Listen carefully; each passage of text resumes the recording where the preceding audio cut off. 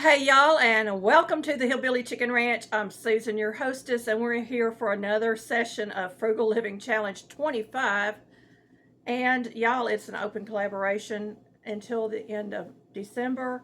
So if you're interested, all the information will be below, along with the official playlist.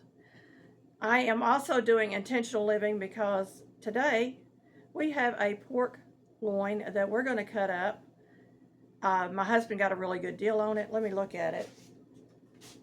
It's 8.72 pounds.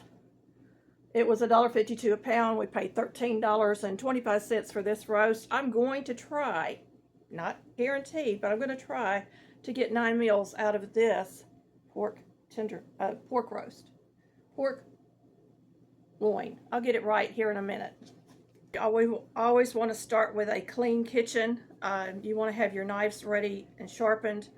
I've got some wooden cutting boards that I have covered to kind of protect them a little bit from all the meat juices, because I'm going to have to sterilize them after I get done. And I'm going to have my bags and everything ready for me to load to get into the freezer. So let's get started. Okay, I have several knives out here that I'm going to try to cut this roast up with, and I've already sharpened them this morning, but I just wanted to show you some of the selection of knives that I'll be using. And these are really old.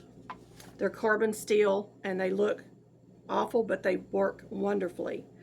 The thing about carbon steel is you need to make sure that when you wash them, that you dry them completely and don't just let them air dry, because over time they will rust. So these are patinaed, but they're not rusted. And then I have a couple of my old KitchenAid knives, and then I have this is a Miracle Blade 3 that my friend gave me a set of knives as well. I have some butcher paper, and I've got the shiny side up, and I've got my butcher block boards underneath. And what I'm going to do is I'm just going to kind of wrap this a little bit, so maybe it won't slide around too much. And I'm just trying this out to see how it works, but I wanted my board to be long because that's our meat. I'm going to get this out of the wrapper. I'm going to get it washed. I'm going to go ahead and get it cut in half, and then we'll work one half at a time. By picking out my roast, which will be the center cuts. So what I'm going to do is I'm going to take this and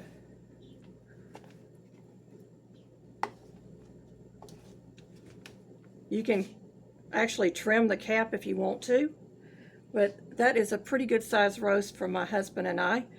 So this would feed up to 4 people, I would say. And then I'm going to do the same thing on this side.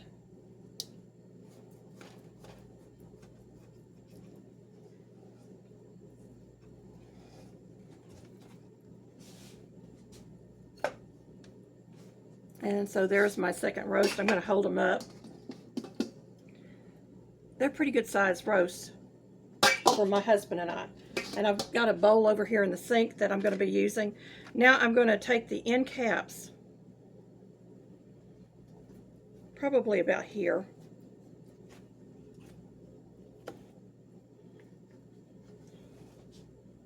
We're going to see how much we can get out of this. And then I'm going to take the end cap on the other one. I'm going to move it down so you can see what I'm doing.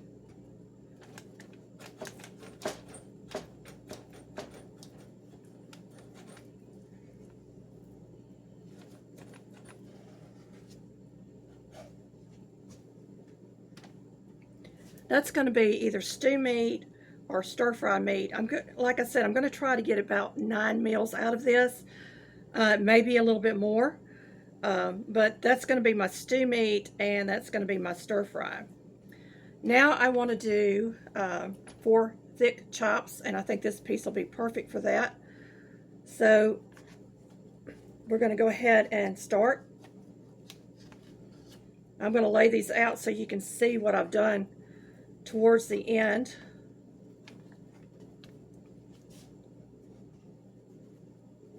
And these can be butterflied and stuffed, or you can butterfly them and make them into pork steaks. And 2 will be plenty for me and my husband. So that would be 1 meal or 2 meals right here.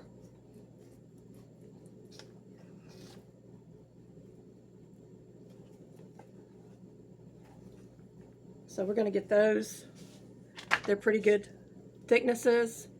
This one's a little bit thinner than the rest of them, but that's okay. So they're pretty good thickness.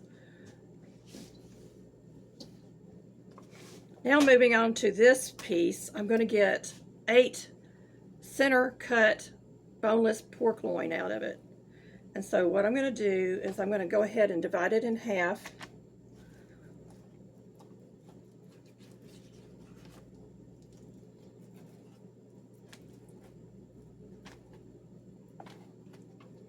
And I'm going to kind of score it where I want to cut it,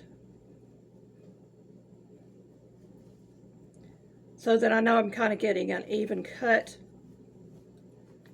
And I may not even use all my knives because this one's working pretty good.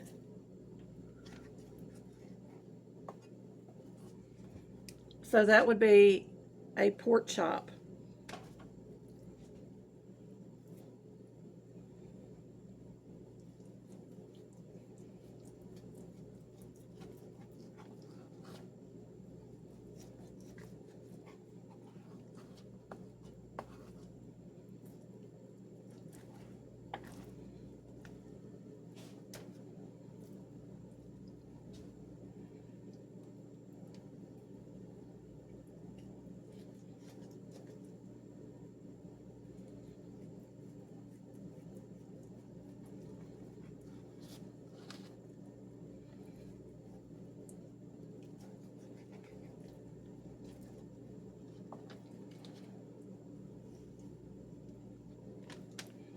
Well, that chop is a little bit smaller, but I usually eat the smaller cuts of meat anyway.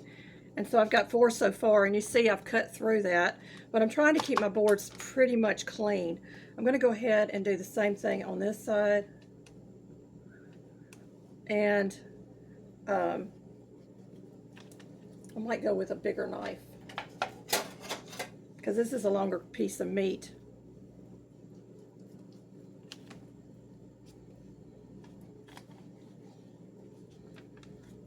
So really nice cuts.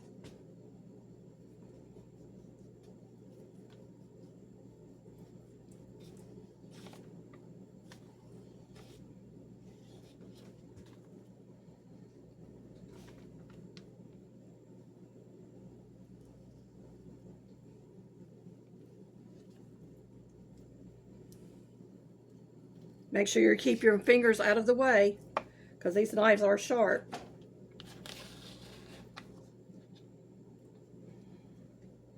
So I've got 4 really nice ones, and this one's a little bit thick. So what I'm going to do is I'm going to trim that off.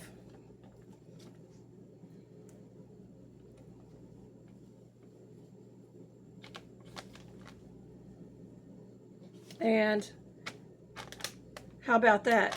8 pork tenderloins. I'm going to move these out of the way.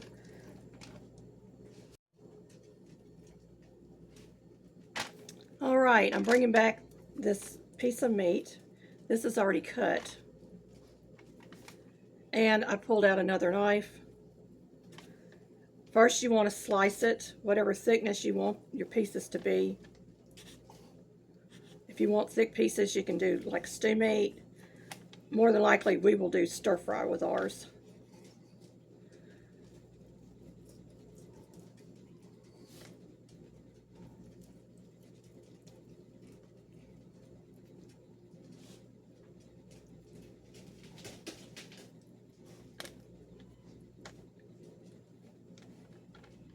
I'm just going to cut this up into pieces.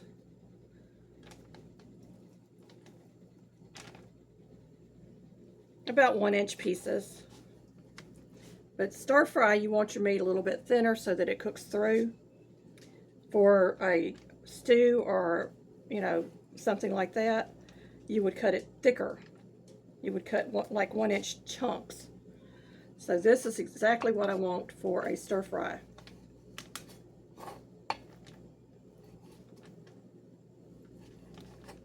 And this little extra fat in there is not going to hurt anything.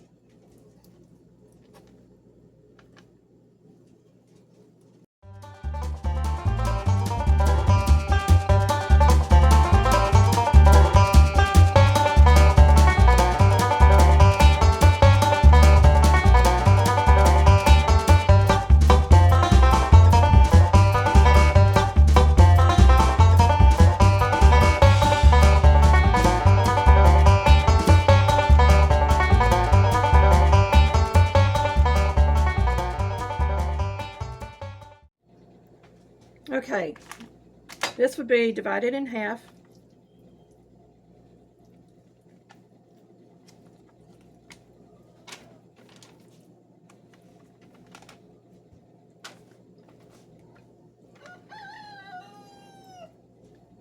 Stir fry. Pork loin. Pork loin. That's 1, 2, 3, 4, 5, 6, 7, 8, 9, 10 meals for us. I think that's pretty good. Now, if it was a family of 4, you would have less. You'd have 1, 2, 3, 4, 5, 6, 7. So I came close, but because I didn't do the stew meat cuts, kind of threw me off, but that's okay. And these are going to be packed up and put into our freezer, so that is a great deal. Now these, to butterfly, I'm going to grab another knife and I'm going to just butterfly those real quick, show you before I pack my meat up.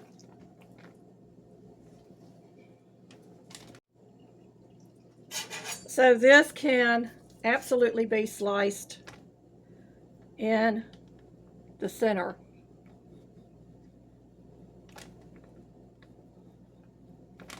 You know, that would make it easier to cook.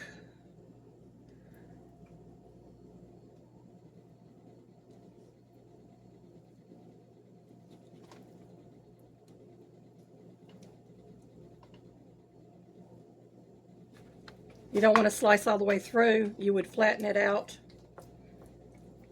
And that would be a pork steak, or you stuff it and you have a stuffed pork chop.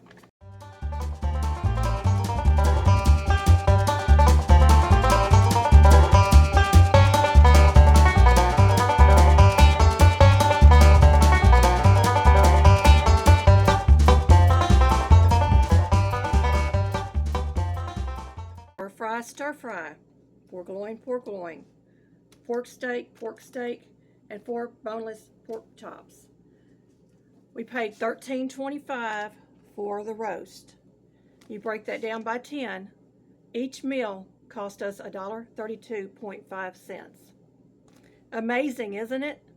That we can eat so cheap and do the work ourselves instead of buying it in the store already pre-cut. It's amazing. So I hope that you try this out. Okay, they didn't get too stained with the meat juices. This one is a little worse. But we're going to show you how to sterilize your boards. I'm going to start by using a damp washcloth. And I'm just going to wet my board down. And I'm going to wet it down on all sides.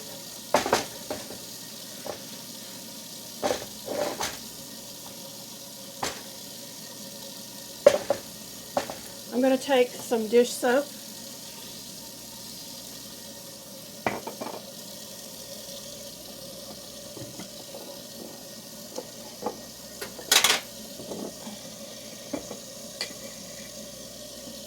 And some salt. I'm just using some canning salt that I have available.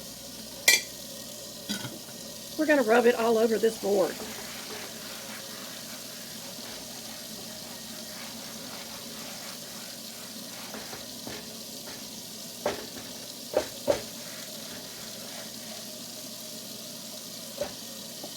I'm going to go ahead and do the other board.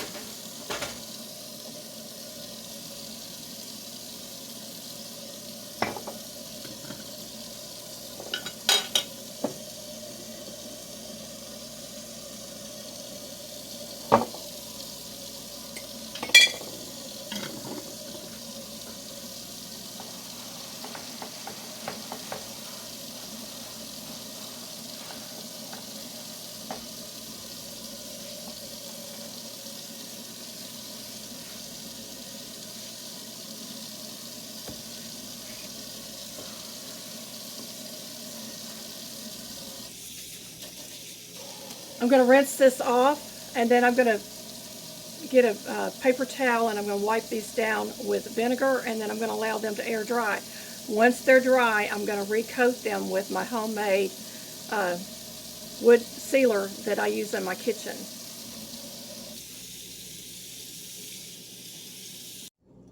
Because my counter is granite, I don't want to get the vinegar on there. So I'm going to do it on top of my stove. I'm just going to pour some vinegar. Just a little bit. And then I'm just going to rub it all over this board. And that will kill any bacteria that's left on there after the salt and the soap.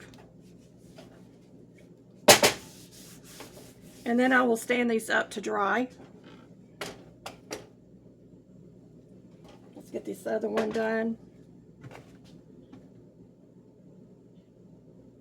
Ooh, I went a little bit overboard on that one. That's all right. My stovetop needs a little TLC too. So just wipe it down.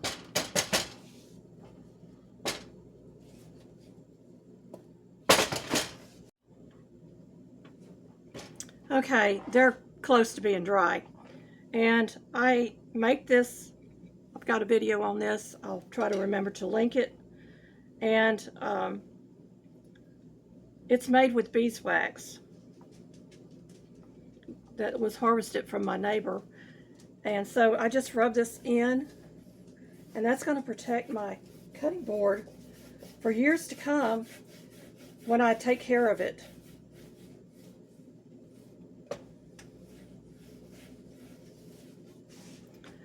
So I'm just going to go around the whole board, and then I'm going to allow it to completely dry, and then I'll store it.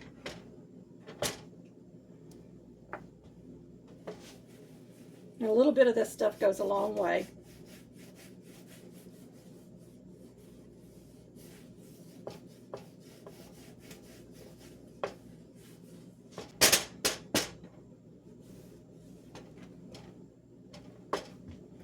Also, after handling raw meat, you make sure you clean your sink, your counters, and everything very, very well so that you don't have bacteria growing on your counters or your sink or cross-contaminating.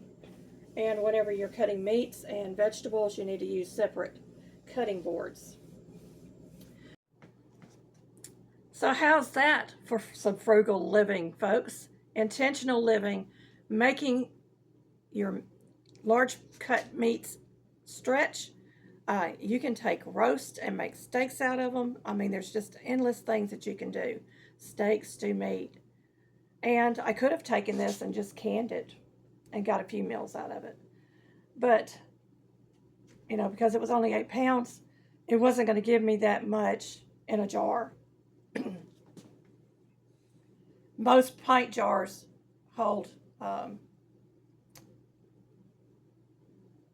2 cups. And I forget how many pounds of meat. I think it's 1 pound of meat for a pint. So I would have got maybe 8 out of it.